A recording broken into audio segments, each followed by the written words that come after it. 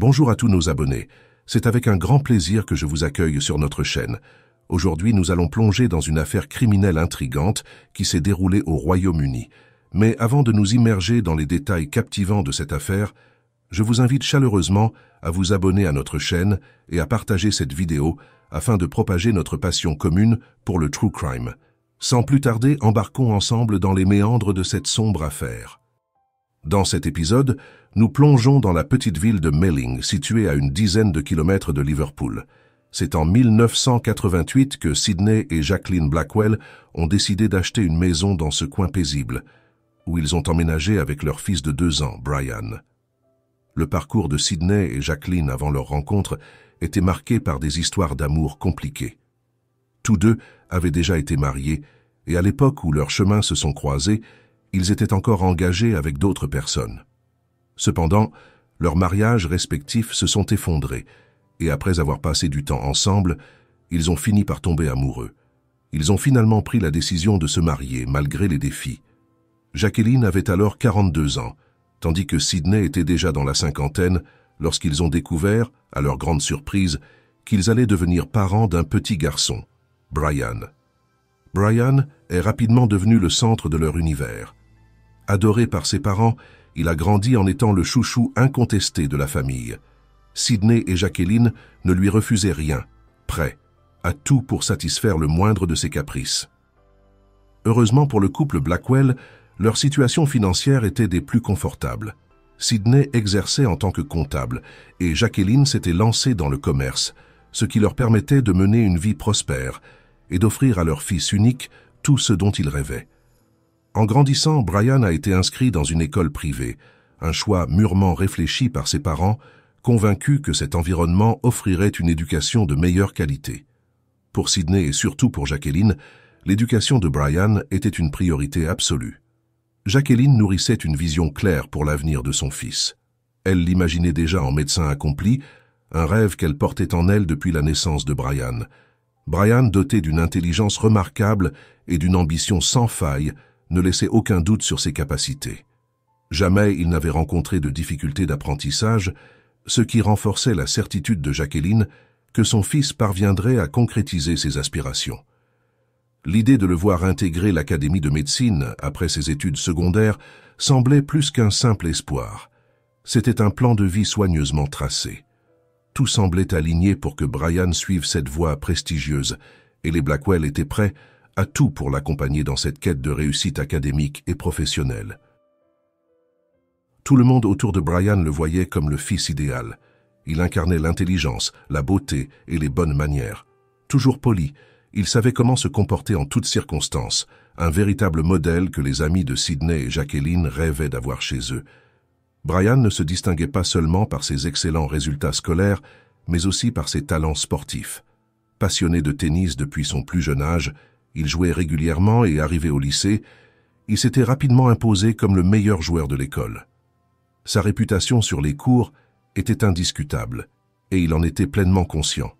Brian se voyait comme un prodige, persuadé qu'il avait les compétences nécessaires pour faire une carrière brillante dans le monde du tennis professionnel. Cependant, derrière cette image parfaite se cachaient des aspects moins reluisants de sa personnalité. Brian avait la réputation de mentir fréquemment et de vivre dans une sorte de monde imaginaire où il était toujours le héros de ses propres récits. Son talent au tennis, bien qu'indéniable, était souvent exagéré dans ses propres dires, et il s'efforçait de convaincre tout le monde de sa supériorité. Ceux qui le connaissaient depuis longtemps savaient qu'il fallait prendre ses paroles avec prudence. Mais pour les nouveaux venus dans sa vie, Brian paraissait sincère et digne de confiance. Parmi ses nouvelles connaissances figurait sa petite amie, Amal Sabah.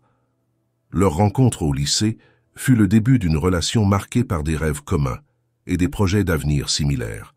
Tous deux aspiraient à devenir médecins et envisageaient de poursuivre leurs études de médecine à l'université de Nottingham. Pour le moment, Brian et Amal étaient encore au lycée et cette dernière entendait sans cesse parler des prétendus exploits de son petit ami sur les cours de tennis.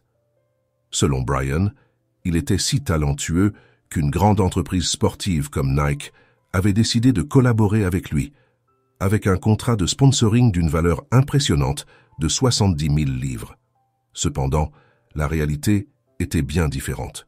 Une entreprise, certes, avait proposé de le sponsoriser, mais elle n'avait ni la notoriété de Nike ni les moyens financiers supposés.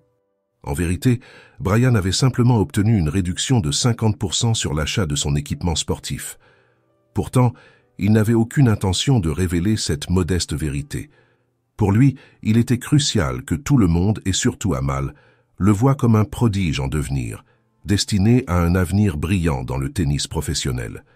Une fois qu'il a commencé à mentir, il s'est fait piéger dans son propre tissu de fausseté, sans autre issue que de les alimenter encore davantage.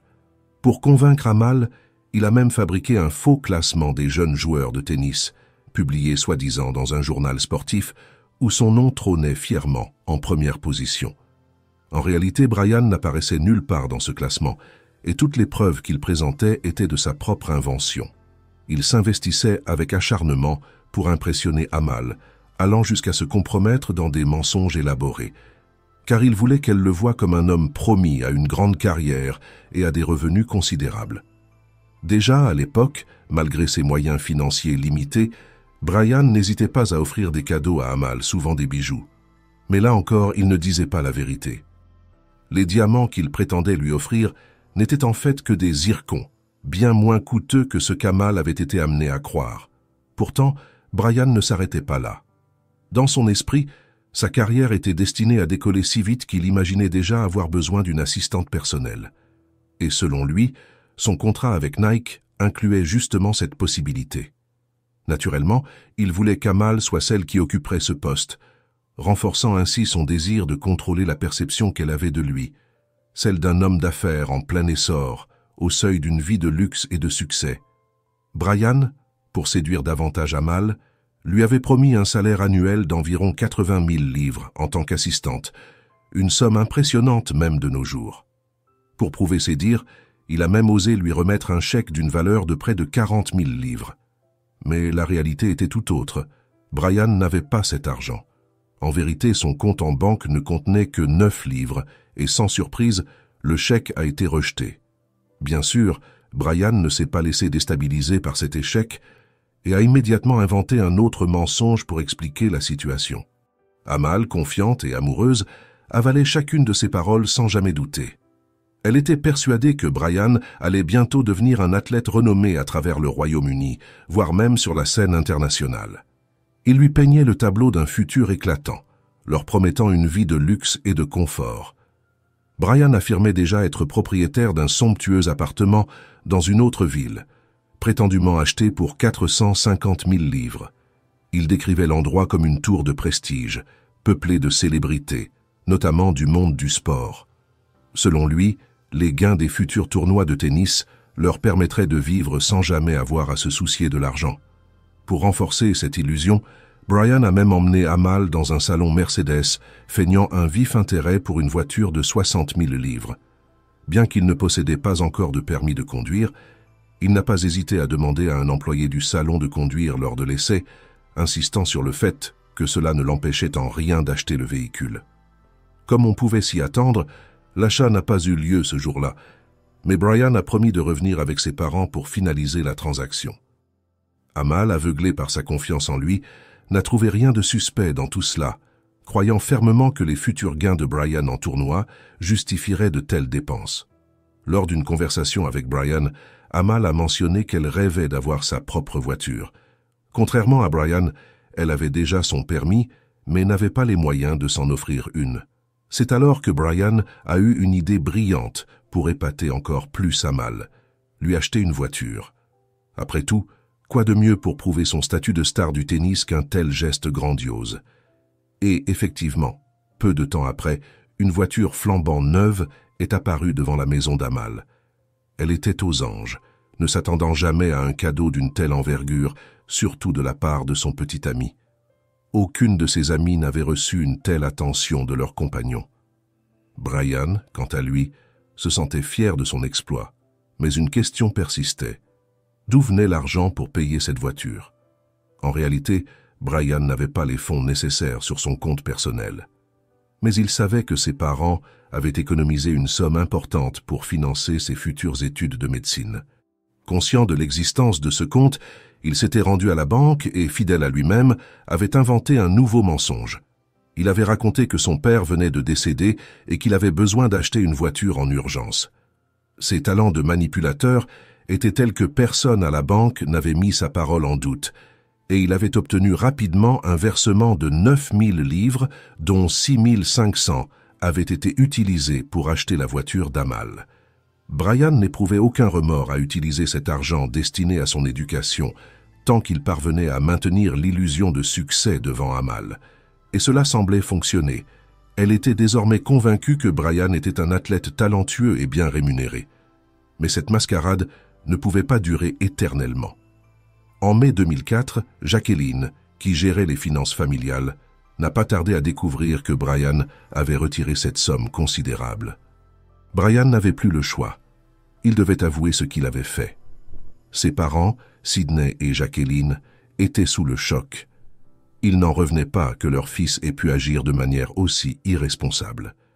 Ils avaient travaillé dur toute leur vie pour lui assurer le meilleur avenir possible, et voilà qu'il avait dilapidé une partie de leurs économies simplement pour impressionner sa petite amie en lui achetant une voiture. Profondément déçus, ils ont exigé qu'Amal leur rende la voiture, mais après plusieurs discussions houleuses, ils ont accepté finalement qu'elle la garde, à condition qu'elle la paie elle-même. Ce compromis ne mettait pas Brian à l'aise, mais fidèle à lui-même, il est parvenu à présenter la situation sous un autre jour à Amal. Ce n'était pas la première fois qu'il lui mentait, et certainement pas la dernière. Pour Sidney et Jacqueline, cet événement a été un véritable électrochoc. Ils ont commencé à observer leur fils avec un regard neuf et ont remarqué rapidement que Brian dépensait bien plus d'argent qu'il n'aurait dû. Ils ont réalisé qu'il avait complètement perdu le contrôle de ses finances. Pour éviter de nouvelles dérives, ils ont décidé de surveiller régulièrement leurs comptes bancaires et ont modifié même leur testament. Désormais, en cas de décès, Brian ne pourrait disposer de leur patrimoine qu'après avoir atteint l'âge de 30 ans. Cette décision témoignait de l'ampleur du problème. Les mensonges de Brian avaient dépassé le cadre de simples fanfaronnades.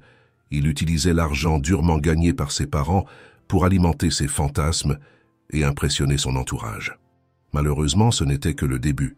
Brian continuait de jouer son rôle de jeune athlète prometteur, ce qui impliquait parfois de prétendre participer à des tournois à l'étranger. Amal a raconté plus tard qu'il se préparait pour un tournoi en Italie et qu'il lui avait même proposé de l'accompagner. Bien que ravie, elle n'avait pas pu finalement partir avec lui car, selon Brian, les organisateurs avaient refusé la présence d'accompagnants pour les joueurs. Bien sûr, ce n'était qu'un mensonge de plus. Il n'y avait aucun tournoi en Italie et Brian n'avait jamais quitté le pays. Pourtant, durant les jours où ce voyage aurait dû se dérouler, il ne se présentait pas au lycée, faisant croire à tous qu'il était à l'étranger.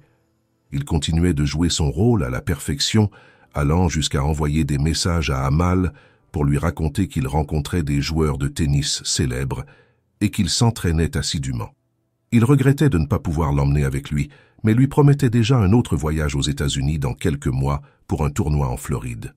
Brian savait bien qu'il ne pourrait pas dire à Amal, une fois de plus, qu'elle ne pouvait pas l'accompagner. Il se devait de trouver un moyen pour qu'ils puissent partir ensemble en Amérique. Cependant, ce voyage était loin d'être abordable.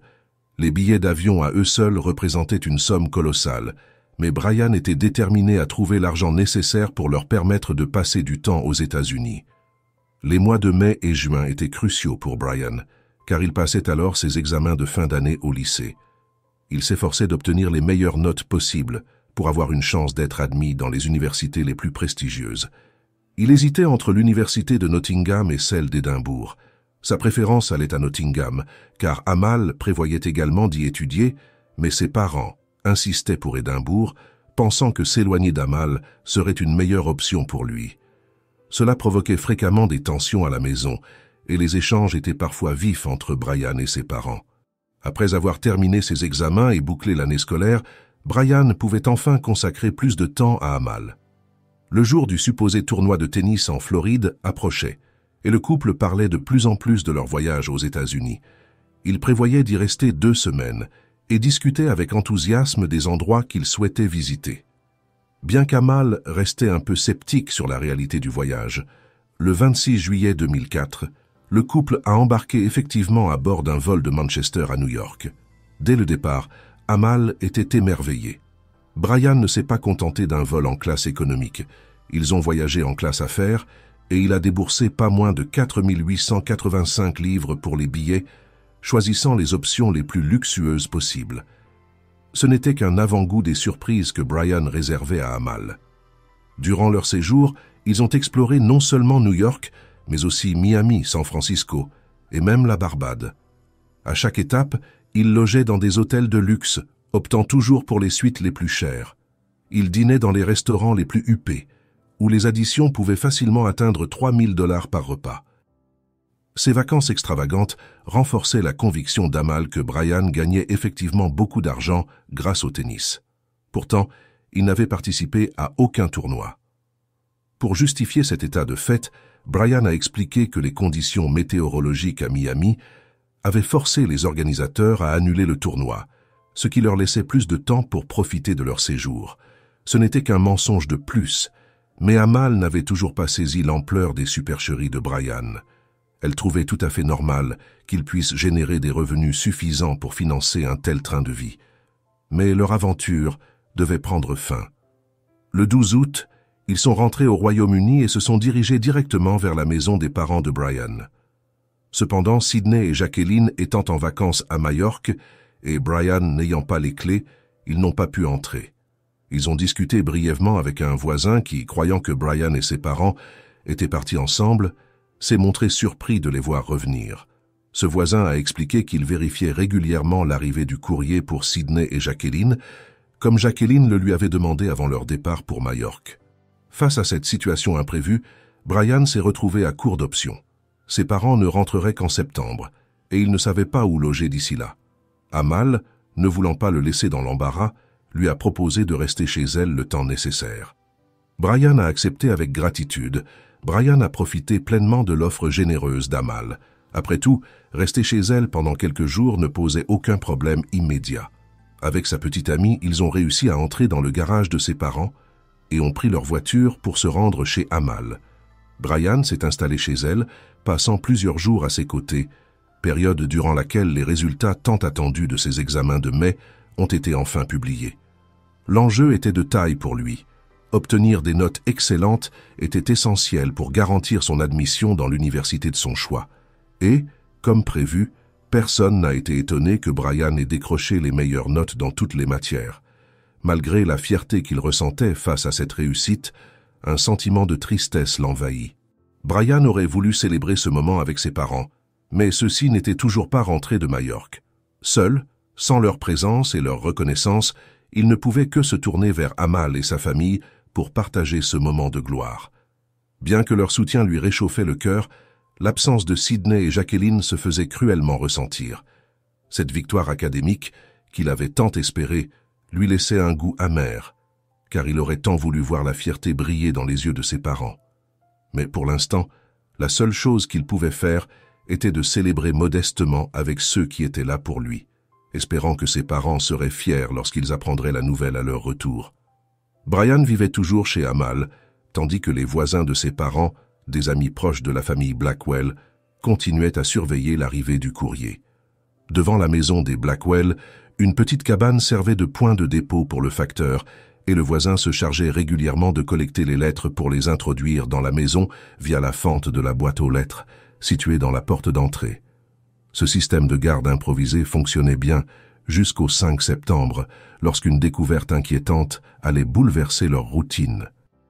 Ce jour-là, en venant déposer le courrier comme à son habitude, le voisin a été saisi par une odeur insupportablement forte. Une puanteur terrible émanait de la maison des Blackwell, si intense qu'elle l'a fait immédiatement se méfier. Alarmé, il a commencé à examiner attentivement les portes et les fenêtres. C'est alors qu'il a remarqué quelque chose d'inhabituel. Chaque fenêtre était envahie par un essaim de mouches. Pas une seule fenêtre n'échappait à cette infestation, ce qui a accentué son inquiétude. Sans perdre de temps, il a appelé sa fille pour lui demander de l'aider. Ensemble, ils ont décidé de jeter un coup d'œil à l'intérieur par la fenêtre de la cuisine. Ce qu'ils allaient découvrir derrière ce voile de mouches et cette odeur nauséabonde marquerait le début d'une terrible révélation. En jetant un coup d'œil par la fenêtre de la cuisine, Le voisin et sa fille ont été frappés par un détail macabre. Tout le sol semblait noir. Leur première pensée a été que c'était la couleur de la moquette de la pièce, mais en regardant de plus près, ils ont réalisé avec horreur que ce n'était pas le cas. Le sol était en réalité recouvert de centaines, voire de milliers de mouches. L'ampleur de la scène les a glacés d'effroi, les poussant à appeler immédiatement la police. Lorsque les policiers sont arrivés sur les lieux et ont pénétré à l'intérieur de la maison, ils ont été confrontés à un spectacle effroyable. Dans le salon, Sidney gisait sans vie dans un fauteuil, tandis que le corps de Jacqueline a été retrouvé à quelques mètres de là, dans la salle de bain. Les deux corps étaient dans un état de décomposition avancée, indiquant qu'ils étaient morts depuis plusieurs semaines. La scène était si macabre qu'il ne faisait aucun doute pour les enquêteurs qu'il s'agissait d'un double homicide. Les détails précis de ce qui s'était passé restaient à déterminer, mais l'autopsie devait fournir les réponses nécessaires pour comprendre comment le couple avait été tué. Grâce aux voisins, les policiers ont appris que les Blackwell avaient un fils, Brian, et qu'ils devaient le retrouver pour lui annoncer la tragique nouvelle. Depuis leur retour des États-Unis environ 3 semaines plus tôt, Brian vivait chez la famille d'Amal. Lorsque les policiers se sont rendus chez Amal, Brian n'était pas sur place. Cependant, après un certain temps, il a fini par se présenter, et c'est à ce moment qu'il a appris ce qui était arrivé à ses parents. Le jeune homme de 19 ans était bouleversé par cette révélation. Il peinait à y croire, convaincu que ses parents se trouvaient encore à Majorque et qu'il devait rentrer le 7 septembre. Ce choc profond semblait sincère, mais les enquêteurs savaient que les apparences peuvent être trompeuses, et ils devaient désormais approfondir l'enquête pour démêler la vérité derrière ce double meurtre. Brian était complètement désemparé et ne parvenait pas à comprendre ce qui avait pu arriver à ses parents. Malgré la gravité de la situation et la compassion que les policiers pouvaient ressentir pour lui, ils devaient tout de même l'emmener au poste pour l'interroger. Brian pourrait en effet être la dernière personne à avoir vu Sidney et Jacqueline en vie, et il pourrait détenir des informations précieuses sur leur vie privée, leurs éventuels ennemis ou toute personne susceptible de leur vouloir du mal. Initialement, rien ne laissait penser que Brian pouvait être impliqué dans la mort de ses parents. Mais dès que l'interrogatoire a commencé, les policiers ont commencé à ressentir un malaise. Leurs soupçons ont grandi lorsque Brian a posé une question étrange et inattendue. Il a demandé s'il faisait froid en prison. Cette remarque, bien que discrète, a éveillé les soupçons des enquêteurs, laissant penser que le jeune homme savait plus qu'il ne le laissait entendre. Selon le rapport du médecin légiste, Sidney et Jacqueline avaient été tués quelques semaines avant la découverte de leur corps, en juillet. À ce moment-là, Brian était censé être aux États-Unis avec Amal, rendant difficile son implication directe dans le crime. Cependant, lors de la perquisition du domicile d'Amal, les policiers sont tombés sur un sac appartenant à Brian. À l'intérieur se trouvait un marteau, un couteau, et à la stupéfaction générale, les clés de la maison de ses parents, alors même qu'il avait prétendu ne pas pouvoir entrer chez eux à son retour faute de clés. Cette découverte a accablé le jeune homme, et face à l'évidence, son discours a commencé à changer. Au bout de 2 jours de détention et d'interrogatoire intense, Brian a craqué finalement et a avoué avoir tué ses parents. Il a raconté en détail ce qui s'était passé la veille de son départ pour New York. Le 25 juillet, après être rentré de l'entraînement avec son père, Brian était resté seul à la maison pendant que ses parents sortaient dîner au restaurant. À leur retour, ils se sont tous assis dans le salon et, tout en sirotant des boissons, ont commencé à discuter. Malheureusement, cette discussion a rapidement dégénéré en dispute, au cours de laquelle Sidney a poussé et frappé Brian. Avant le drame, Brian avait passé du temps à accrocher des tableaux dans sa chambre, utilisant un marteau pour fixer les cadres au mur. Ce soir-là, alors qu'une dispute éclatait avec son père Sidney, Brian tenait encore le marteau à la main. Sous l'emprise de la colère, il a commencé à utiliser cet outil comme une arme pour se défendre contre son père. Jacqueline, qui se trouvait dans la cuisine, a entendu des bruits inquiétants provenant de la chambre de Brian. Poussée par l'inquiétude, elle s'est précipitée pour voir ce qui se passait. Lorsqu'elle est arrivée sur place, elle a découvert une scène terrifiante. Brian frappait son père avec le marteau. Horrifiée, Jacqueline a tenté d'intervenir pour sauver son mari. Brian a affirmé que, dans sa tentative désespérée de protéger Sidney, Jacqueline s'était emparée d'un couteau, ce qui a fait monter d'un cran la panique chez Brian. Se sentant menacé par sa mère, Il a tourné son attention vers elle et l'a frappée également avec le marteau pour se défendre, tout en lui retirant le couteau des mains pour éviter qu'elle ne puisse l'attaquer. Dans un mélange de confusion et de rage, Brian a frappé ses parents avec une violence inouïe, utilisant à la fois le marteau et le couteau. Il a avoué avoir perdu le contrôle, frappant sans compter, ne se souvenant plus du nombre exact de coups portés à chacun d'eux. Après avoir assommé sa mère, Brian l'a traînée jusqu'à la salle de bain dans une tentative désespérée de la ranimer en l'arrosant d'eau. Mais il était déjà trop tard. Jacqueline, gravement blessée, avait succombé à ses blessures. En quelques instants, Brian avait non seulement perdu ses parents, mais avait aussi commis l'irréparable. Pris dans un tourbillon d'émotions contradictoires, de choc et de déni, il a tenté de se raccrocher à un semblant de logique en nettoyant partiellement la scène, espérant peut-être que ses actes puissent disparaître avec l'eau et les débris. Les enquêteurs ont rapidement éprouvé des doutes quant à la version des faits fournie par Brian, car son récit ne correspondait en rien aux résultats de l'autopsie. Selon le rapport du pathologiste, les premiers coups portés à Sidney avaient été donnés par surprise par derrière. Cela indiquait que Sidney n'avait eu aucune chance de se défendre. Il n'avait même pas bougé de son fauteuil. Lorsque les policiers étaient entrés dans la maison des Blackwell, le corps de Sidney se trouvait toujours dans le fauteuil, ses lunettes serrées dans sa main, une scène qui contredisait complètement les affirmations de Brian. En réalité, c'est Brian qui, sous l'effet d'une colère explosive, avait attaqué son père en premier. Lorsqu'il a été interrompu par sa mère, Jacqueline, il s'est ensuite retourné contre elle, la frappant violemment avec un marteau avant de la poignarder une vingtaine de fois. Après avoir laissé sa mère gisant dans une mare de sang, il est revenu vers son père, encore en vie, et l'a poignardé à son tour, cette fois à plus de 30 reprises. La question qui taraudait tout le monde était « Qu'est-ce qui avait bien pu pousser Brian à commettre un crime aussi atroce ?» Au début, on a pensé que le jeune homme pouvait s'être senti étouffé par l'emprise de ses parents, surtout par sa mère, qui dominait la famille. Jacqueline était celle qui prenait toutes les décisions, dictant les choix de son mari et de son fils, et elle avait tracé pour Brian un futur bien défini. Il serait médecin, et pas n'importe quel médecin, mais un chirurgien, car c'était aussi son rêve pour lui. Pourtant, cela correspondait également au rêve de Brian. Intelligent et ambitieux, il souhaitait aussi devenir chirurgien, et ne semblait pas manquer de motivation pour atteindre cet objectif. Il était donc clair que quelque chose d'autre avait dû le pousser à commettre ces actes horribles.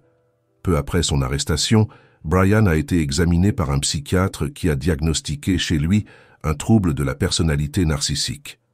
Ce type de trouble se manifeste souvent par un égoïsme extrême et une obsession pour l'image de soi. Les personnes atteintes de ce trouble se préoccupent surtout d'être perçues comme des individus réussis, puissants, voire idéaux. Elles adorent recevoir des félicitations, mais sont incapables de supporter la moindre critique. Brian semblait vouloir être parfait aux yeux des autres en toutes circonstances, ce qui l'avait mené à nourrir des fantasmes de carrière sportive, pensant que cela pourrait impressionner Amal, une jeune femme qu'il désirait impressionner à tout prix. Une fois qu'il avait commencé à mentir sur ses accomplissements, il n'avait plus été capable de revenir en arrière. Il s'était senti obligé de maintenir l'illusion de sa réussite, ce qui l'avait poussé à des dépenses extravagantes pour impressionner Amal, comme lui acheter une voiture, des bijoux ou des vêtements de luxe. Lorsqu'il lui avait promis un voyage à New York, il ne pouvait plus se dédire, même si en réalité, il n'en avait pas les moyens. Brian avait déjà eu recours aux cartes de crédit de ses parents dans le passé, mais ses parents avaient fini par découvrir ses manigances, le contraignant à chercher une autre solution pour financer son mode de vie ostentatoire. Désespéré, il avait tenté de demander une carte de crédit à son nom, prétendant être un athlète avec un revenu annuel de 45 000 livres. Mais cette demande avait été rejetée, le plongeant dans une situation de plus en plus désespérée. Ne trouvant pas d'issue à ses mensonges et à ses attentes insatiables, il a fini par commettre l'irréparable, trahissant et détruisant ceux qui l'avaient soutenu tout au long de sa vie. Le jeune de 19 ans, Brian, n'avait pas seulement tenté de s'enrichir en utilisant les cartes de crédit de ses parents, il avait également fait 13 demandes de cartes de crédit sous le nom de son père et avait demandé plusieurs prêts à la banque. Il était prêt à tout pour obtenir l'argent nécessaire pour financer le voyage à New York qu'il avait promis à Amal. Brian savait que ses parents avaient les moyens financiers pour un tel voyage, mais il savait également qu'il ne serait jamais d'accord pour dépenser autant pour des vacances frivoles. C'est cette opposition potentielle qui l'a conduit à prendre une décision irréversible, les tuer. Le 25 juillet, un dimanche, Brian et son père ont passé l'après-midi à jouer au tennis, mais sous cette apparente normalité se cachait un plan sinistre. Il est difficile de déterminer exactement quand le meurtre a eu lieu. Mais le même jour à 11 heures, Brian a acheté 2 billets d'avion pour New York en utilisant la carte de crédit de ses parents, déboursant près de 5000 livres. Ses parents ont probablement découvert ce retrait important sur leur compte et ont peut-être refusé à Brian de partir en voyage, mais ils n'avaient pas l'intention de décevoir Amal. Le lendemain du double meurtre, Brian et Amal ont pris l'avion pour leurs vacances de rêve à New York. Durant tout leur séjour aux États-Unis, Brian n'a montré aucun signe de nervosité ou de remords. Il semblait parfaitement normal, heureux et satisfait, comme si rien ne s'était passé. Le couple a dépensé plus de 30 000 livres, payant tout avec les cartes bancaires de Sydney. De retour des États-Unis, Brian a continué à entrer dans la maison familiale à plusieurs reprises. Bien qu'il ait dit à Amal qu'il n'avait pas de clé, on sait maintenant qu'il mentait et qu'il aurait pu entrer à tout moment.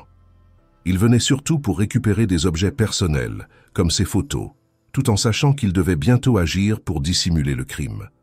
Brian savait qu'il ne pouvait pas prétendre indéfiniment que ses parents étaient encore en vacances à Majorque. Confronté à la réalité de devoir cacher les corps de ses parents, Brian a eu l'idée qu'un incendie serait la meilleure solution. Il espérait que la maison brûlerait entièrement, détruisant ainsi les corps et toutes les preuves. Pour réaliser ce plan, il est allé dans une ville voisine pour chercher des personnes susceptibles de l'aider. Il a repéré un groupe de jeunes qui semblaient prêts à gagner de l'argent facilement et les a approchés, leur exposant son projet. Cependant, il ne leur a pas dit toute la vérité. Il a prétendu que la maison appartenait à un homme impliqué dans des activités illégales avec qui il avait des différends et qu'il voulait se venger. Pourtant, aucun des jeunes n'a accepté de l'aider. La situation leur paraissait suspecte et le fait qu'ils ne connaissaient pas Brian n'a fait qu'augmenter leur méfiance. Finalement, Brian ne savait pas quoi faire des corps de ses parents et les a laissés dans la maison jusqu'au 5 septembre, date à laquelle son secret a été découvert. Après son arrestation, Brian a avoué les meurtres, rendant un procès inutile.